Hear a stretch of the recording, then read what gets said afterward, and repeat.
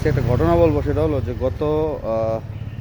গতকালকে আমার একটা শিপমেন্ট গেছে চিটাগাং। তো দেশ যে কি পরিমাণ, মানে এই দেশের বাতাসে যে দুর্নীতি, রাহাজানি এগুলো আছে সেটা এখানেও বোঝা যায়।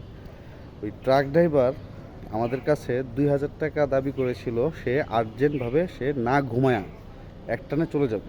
হ্যাঁ, তো তাকে এই 2,000 টাকা মানে অ্যাজ এ বকশিস বলেন বা তার দাবি বলেন, সেটা দিতে হবে। তো এটা আমরা দেইনি, বা আমাদের যে ফ্যাক্টরি সেও দেয়নি। তাকে আমি বলছিলাম দেওয়ার জন্য, কিন্তু তারা হয়তো বা দেয় নাই বা দিতে দেরি করতেছে। এক পর্যায়ে যখন আমার গুডসটা পোর্টে ঢুকে যায়, ঢোকার পরে যখন আবার ট্রাক ড্রাইভার আমাকে ফোন দেয়, বলে যে স্যার আপনার যে টাকা দেওয়ার কথা ছিল আপনি তো টাকাটা দেননি, আমি কিন্তু ট্রাকটা নিয়ে বেরোয় যাচ্ছি, আমি ট্রাক নিয়ে বেরিয়ে যাচ্ছি। যে সে কী পরিমাণ আমাকে এক পর্যায়ে থ্রেট দিচ্ছে যে সে আমার গুডসটা সে বের করে নিয়ে যাবে, সে এই পোর্টে ঢুকাবে না এবং রাখবে না।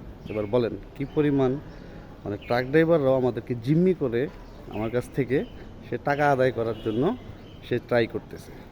এ হলো আমাদের দেশের পরিস্থিতি।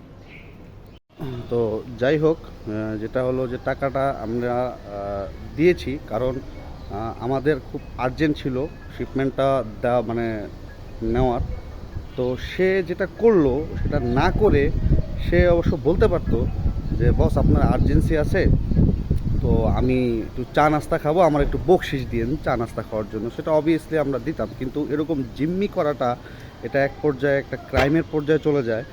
যেটা হলো যে আপনি মানুষের বিপদ দেখে তাকে আপনি জিম্মি করবেন, হ্যাঁ, তার কাছ থেকে টাকা আদায় করবেন, এটা অ্যাকচুয়ালি হয় না। এটা আসলে একটা ট্রেন্ডে পরিণত হয়ে গেছে, যেটা আমাদের এখন কী পর্যায়ে আছে, কীভাবে বিলুপ্ত করতে হবে সে নিয়ে চিন্তা ভাবনা করা উচিত আমি মনে করি।